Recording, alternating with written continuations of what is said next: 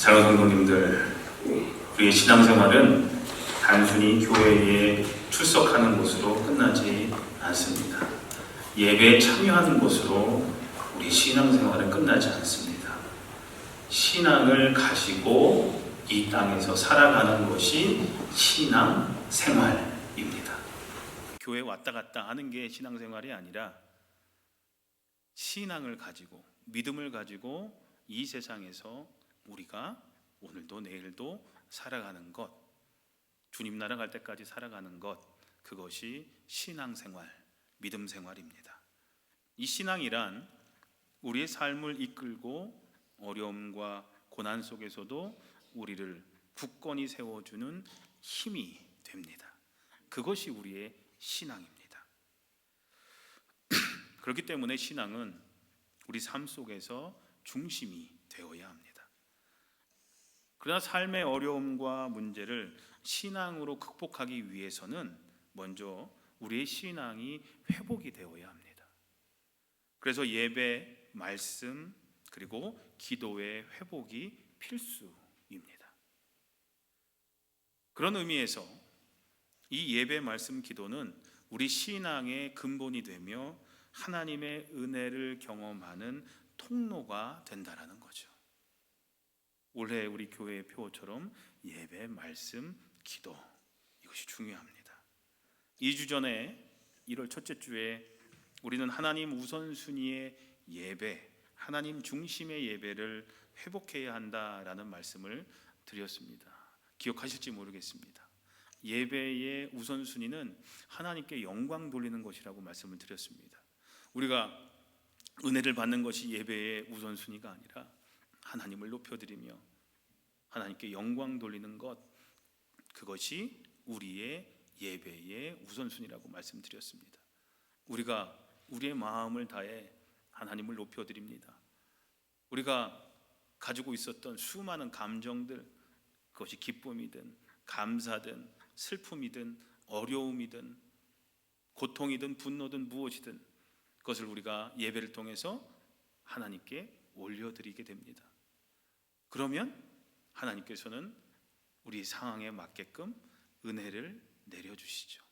우리는 하나님께 올려드리고 하나님은 우리에게 내려주시는 그것이 우리의 예배라는 거죠.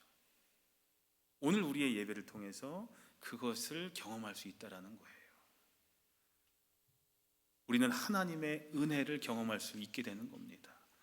지난주 무슨 말씀 드렸는지 혹시 기억나십니까? 혼돈의 세상 속에서 하나님의 말씀을 붙잡는 것이 얼마나 중요한지를 함께 나눴죠.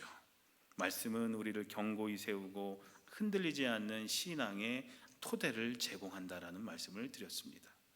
그리고 오늘은 혼돈의 세상 속에서 우리가 반드시 붙잡아야 할 또 하나의 중요한 신앙적 실천이자 신앙의 핵심인 기도에 대해서 말씀을 나누려고 합니다. 여러분들 기도하십니까?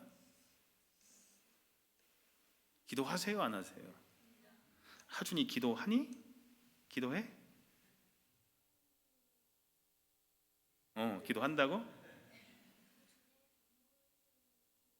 밥 먹을 때 기도해. 그래. 우리 하준이도 기도를 합니다. 현재 온라인으로 참여하신 여러분들도 기도하시는지 모르겠습니다. 아마 기도하실 거라고 믿습니다.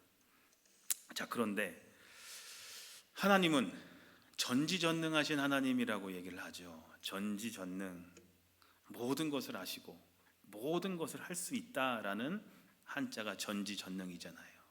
근데 우리 하나님이 모든 것을 아시고 모든 것을 하실 수 있는 하나님이시니까 우리의 생각을 다 알고 계실까요? 모르고 계실까요? 다 알고 계시겠죠. 그러면 우리가 무엇을 생각하고 있는지도 아시고 또 우리가 기도할 때에 무엇을 구할 것인지도 이미 알고 계시겠네요? 맞아요, 안 맞아요? 맞죠? 예. 하나님이 이미 우리가 무엇을 간구할지 다 알고 계시다면, 그렇다면 왜 우리가 기도해야 할까요? 왜 기도해야 될까요? 이미 하나님은 전지전능하신 분이셔서 우리의 생각, 우리의 마음을 다 꿰뚫고 계시는 분이신데, 다 알고 계시는데 왜 우리는 기도해야 합니까? 그냥 기도할 때 단지 하나님 다 아시죠? 아멘 이러면 되잖아요. 그죠? 근데 왜 이렇게 기도를 길게 하고 뭐 그렇게 해야 될까요? 왜 우리는 기도해야 될까요? 하나님은 이미 다 알고 계신데. 그런 생각 안 해보셨습니까? 지금 제가 얘기해 보니까 그러네, 맞는 것 같네, 이렇게 생각되세요? 자, 오늘 우리는 에스겔서에 있는 말씀을 함께 읽었는데요, 오늘 본문 말씀을 통해 그 답을 한번 찾아가 보려고 합니다. 에스겔은 남유다 왕국이 바벨론에 의해서 멸망당하고 수많은 백성들이 바벨론으로 포로로 잡혀갈 때 함께 바벨론으로 포로로 끌려갔던 사람 중에 한 사람이 바로 에스겔입니다. 에스겔서 1장 1절에 보면 이런 말이 나와요. 때는 제 30년 넷째 달 5일이었다. 그때 내가 포로로 잡혀온 사람들과 함께 그발 강가에 있었다라고 기록하고 있습니다. 이스라엘 백성들은 예루살렘 성전에서 항상 하나님의 복과 은혜의 샘이 흘러넘치는 것을 믿었기 때문에 성전을 그들 삶의 중심으로 삼았었습니다. 성전 중심의 삶을 살았습니다. 그래서 옛날 어르신들은 교회 주변으로 이사 가야 된다, 교회 주변에 살아야 된다 했던 얘기가 아마 이것 때문에 그런 것 같아요. 하나님의 이름이 거하시는 성전은 이스라엘 백성들에게 정신적인 지주였고 영적인 터전이자 마음의 고향이 되었습니다. 우리 다 이민 온 분들이지만 우리도 한국을 생각하면 아련한 추억들이 있고 또 마음의 고향과도 같은 곳이 있으실 겁니다. 실제 고향집이 있으신 분도 계시고 고향이 있을 수도 있고 나 여기 한번 꼭 가보고 싶어 하는 어떤 그런 곳이 있으실 텐데, 예루살렘 성전이 이스라엘 백성들에게 그런 곳이었습니다. 그런데 이제 이 예루살렘 성전은 폐허가 되었습니다. 이스라엘 민족은 살육당하고 유린당했습니다. 그리고 멀리 이국 땅으로 끌려와 노예 신세가 됩니다. 이스라엘 백성들이 얼마나 절망했을까 우린 쉽게 짐작할 수 있습니다. 바로 그때 하나님은 에스겔에게 환상을 보여주십니다. 에스겔서 1장에 보니까 나는 하나님이 하늘을 열어 보여주신 환상을 보았다. 주께서 바벨로니아 땅의 그발강가에서 부시의 아들인 나 에스겔 제사장에게 특별히 말씀하셨으며 거기에서 주의 권능이 나를 사로잡았다라고 하면서 에스겔서가 시작합니다. 에스겔이 본 환상의 내용이 무엇이었느냐? 하나님께서 에스겔에게 보여주셨던 환상의 주된 내용은 한마디로 표현하자면 회복이었습니다. 회복에 대한 약속이었습니다. 회복이 이스라엘 백성들을 향하신 하나님의 계획이자 섭리라는 것을 환상을 통해서 에스겔에게 보여주십니다. 오늘 본문이 포함된 에스겔서 36장에는 하나님께서 이스라엘 땅과 백성들을 어떻게 회복시켜 주실 것인가에 대해서 자세하게 기록하고 있습니다. 하나님은 단지 그들의 절망을 위로하시는 데 그치지 않고 황폐한 땅을 에덴 동산처럼 회복시켜 주시겠다라는 구체적인 계획을 말씀을 하십니다. 이런 하나님의 약속의 말씀이 포로 생활 중에 있었던 이스라엘 백성들에게 전해졌을 때 그들의 마음이 얼마나 벅차고 희망에 부풀어 있을까를 상상해 보시길 바랍니다. 우리식으로 따지자면 일제하에 있었는데 광복의 약속을 하나님이 해주셨다 했을 때 우리 백성들이 얼마나 기쁘겠습니까? 광복, 이제 일제하에서 우리가 해방되는구나, 그런 기쁨을 가질 수 있었던 걸 한번 생각해 보십시오. 근데 동시에 그들은 이런 생각도 했을 겁니다. 그렇게 되기만 하면 얼마나 좋을까. 그러나 어떻게 그런 일이, 우리의 신세를 지금 보니 그런 일이 어떻게 이런 비참한 상황 가운데 일어날 수 있을까. 그런 일이 일어나는 것은 불가능한 일이야 라는 생각도 했을 겁니다. 하나님은 이스라엘 백성들의 그런 생각을 하시고 에스겔서 37장 1절부터 10절에 좀 더 극적으로 그들을 향하신 하나님의 계획을 보여주시는데요. 그것이 바로 우리가 잘 알고 있는 에스겔의 마른 뼈 환상이었습니다. 에덴 동산을 회복시켜 주겠다는, 에덴 동산처럼 회복시켜 주겠다라는 환상을 보여주신 뒤에 바로 이 에스겔의 마른 뼈 환상을 보여주십니다. 아주 많은 뼈들이 있죠. 이 뼈들이 결국에는 큰 군대가 되는 것을 에스겔에게 보여주시면서 회복을 약속하십니다. 마른 뼈가 뒹굴고 있었고 아무 쓸데없는 그런 뼈였지만 살이 붙습니다. 그리고 점점 군대가 되어 갑니다. 이것은 회복시켜 주시겠다는 하나님의 약속이었습니다. 에스겔서 36장에 황폐했던 땅이 에덴 동산처럼 회복되는 것, 에스겔서 37장에 마른 뼈가 큰 군대가 되는 것, 이것은 인간의 생각으로는 불가능한 일이었습니다. 그런데 하나님은 그 일을 이루실 계획을 다 갖고 계시다라는 겁니다.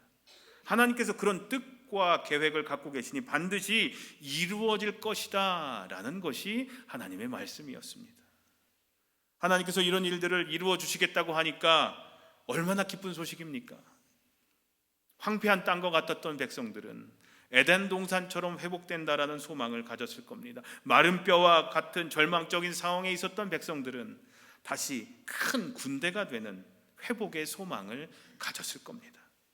그런데 하나님은 백성들에게 이 약속을 하시면서, 회복의 약속을 하시면서 이스라엘 백성들에게 한 가지 요구하신 것이 있었습니다.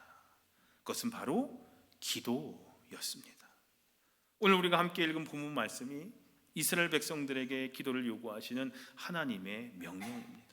나 주 여호와가 말하노라. 그래도라는 얘기는요, 이스라엘을 회복시켜 주는 것이 나의 뜻이고 섭리이기는 하지만 그래도 이스라엘 족속이 이와 같이 자기들에게 이루어 주기를 내게 구하여야 할지라 라고 말씀합니다. 기도하라고 말씀하십니다. 사랑하는 성도님들, 오늘 본문 말씀은 오늘 우리 모두에게 큰 도전을 줍니다. 우리에게 큰 도전을 주는 이유는 우리를 향하여 갖고 계신 하나님의 선하신 뜻이 우리들의 삶 가운데 구체적으로 일어나게 하려면 우리가 하나님께 전심을 다해서 간구해야 한다라는 것이죠. 기도해야 한다라는 것을 오늘 본문은 말하고 있다라는 겁니다.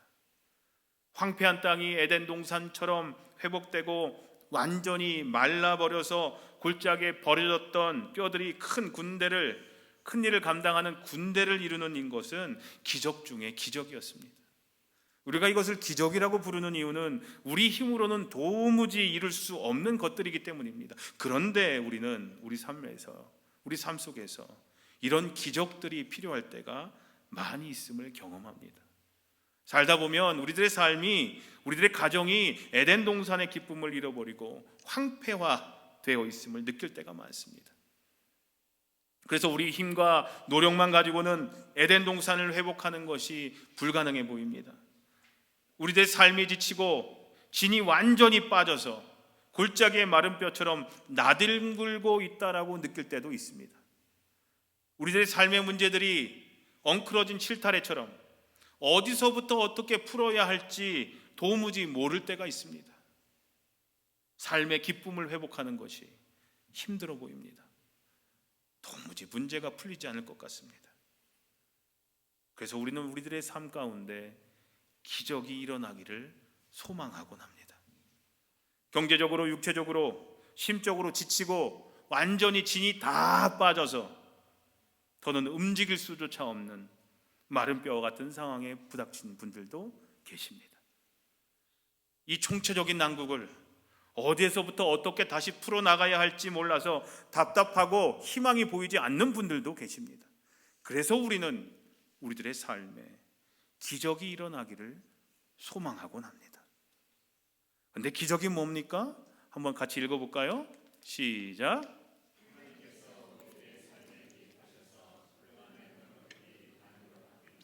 하나님이 우리 삶 가운데 개입하셔서 우리 힘으로는, 우리의 능으로는 되지 못할, 가능성도 없는 것들을 불가능했던 것들을 가능으로 바꿔주시는 것, 그것이 기적입니다.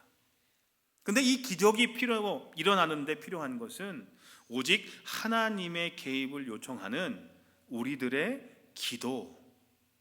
기도뿐이라는 겁니다. 기도밖에 없다라는 겁니다. 물론 우리들의 의지와는 상관없이 하나님께서 우리 삶 가운데 갑자기 무조건 개입하여 주실 때도 있습니다. 우리가 원치도 않았는데, 요구하지도 않았는데 하나님이 아시고 이미 먼저 급하게 해결해 주실 때도 있습니다. 그런데 하나님은 대부분 우리들의 요청이 있어야만 우리들의 삶 가운데 기쁘게 개입하신다라는 사실입니다. 우리 삶의 기적을 경험하려면 하나님의 개입을 간절히 요청하는 기도를 드려야 하는 이유가 바로 여기에 있는 것입니다. 에스겔에게 말씀하신 하나님의 명령을 다시 한번 기억하셨으면 좋겠습니다. 우리 함께 다시 한번 읽어보겠습니다. 시작. 그래도 너희가 이와 같이 자기들에게 이루어 주기를 내게 구하여야 할지라. 이외에도 성경은 여러 곳에서 우리가 간절히 부르짖어야 하나님의 놀라운 기적의 역사를 우리들 삶 가운데 체험할 수 있음을 가르치고 있습니다. 예레미야서 33장 3절에 네가 나를 부르면 내가 너에게 응답하겠고 네가 모르고 크고 놀라운 비밀을 너에게 알려주겠다라고 약속하셨습니다. 마태복음 7장에 보면은 구해라 주실 것이요, 찾아라 찾을 것이요, 문을 두드려라 열어주실 것이다. 구하는 사람마다 받을 것이요, 찾는 사람마다 찾을 것이요, 문을 두드리는 사람에게 열어주실 것이다 라고 분명히 약속하셨습니다. 사랑하는 성도님들, 하나님은 전지전능하신 분이시며 우리의 필요를 이미 다 알고 계시지만 그래도 우리가 간구하기를, 기도하기를 원하심을 잊지 마시기 바랍니다. 그렇다면 왜 우리가 하나님께 기도해야 합니까?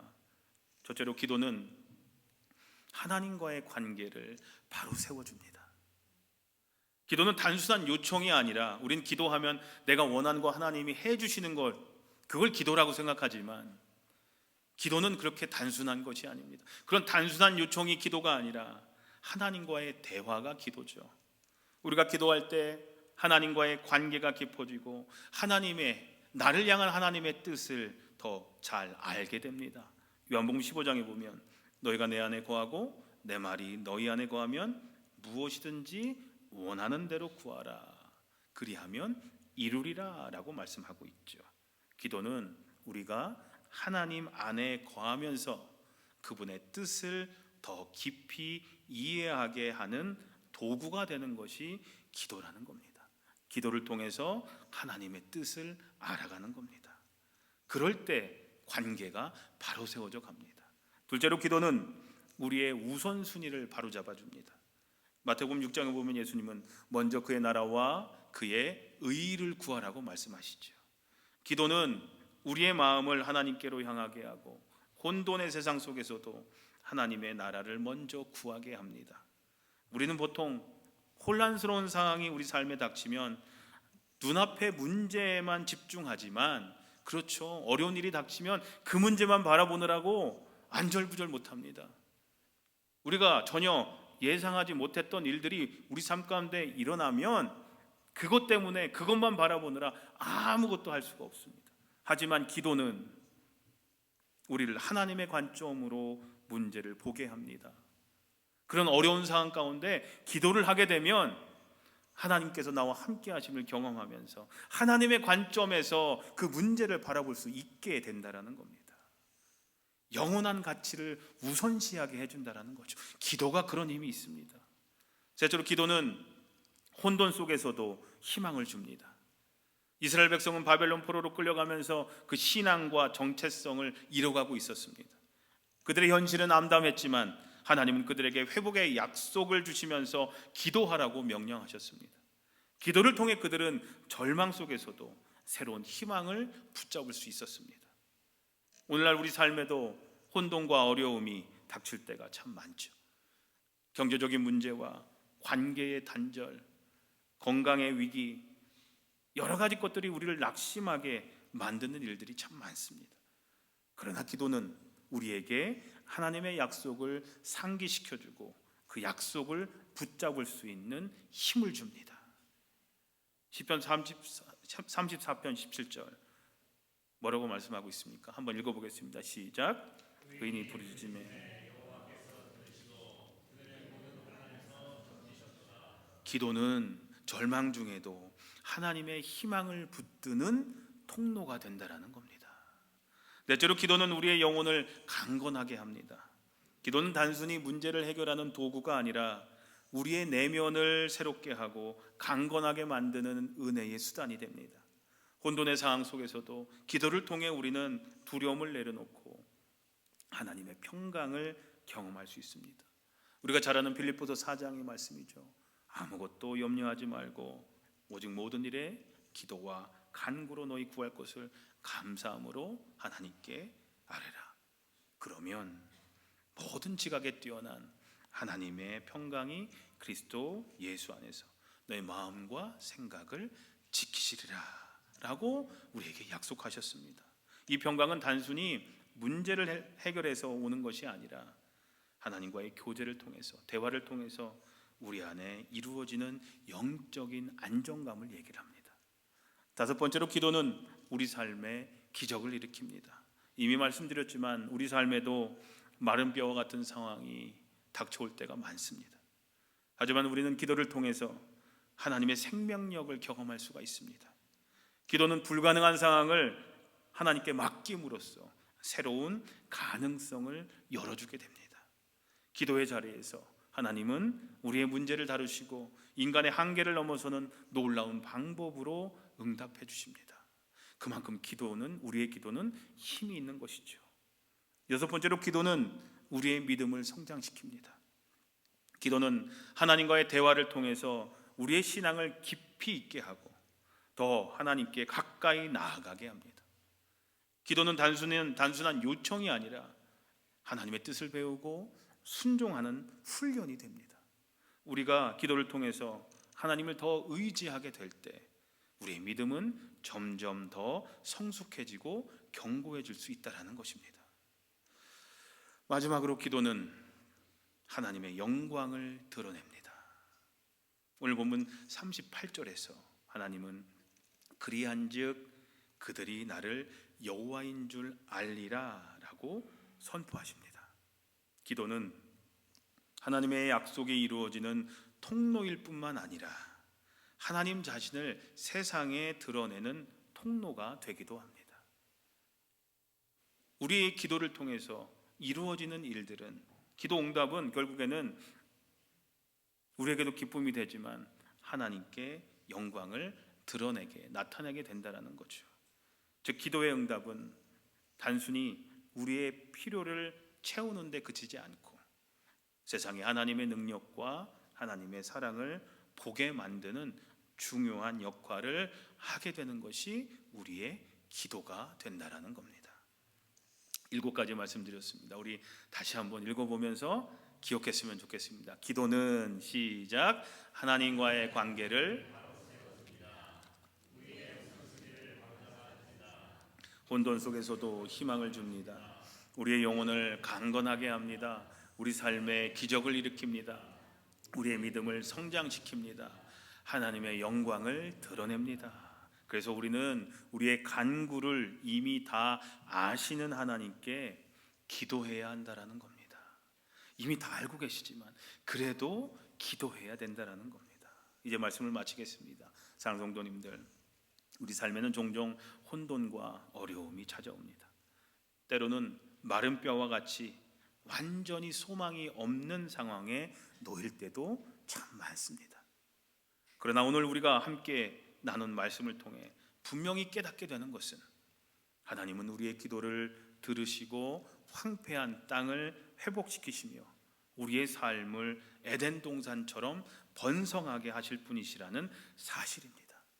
여러분의 삶의 골짜기가 지금 마른 뼈로 가득 차 있다면 하나님께 기도하십시오.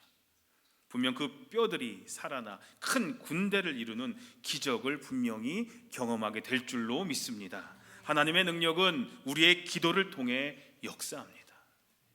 기도하지 않으면 하나님의 능력이 우리 삶 가운데 나타나지 않습니다. 기도는 절망 중에 희망을 주며 약함 속에 강함을 더하여 주고 우리의 삶을 변화시키는 능력의 도구가 바로 기도입니다.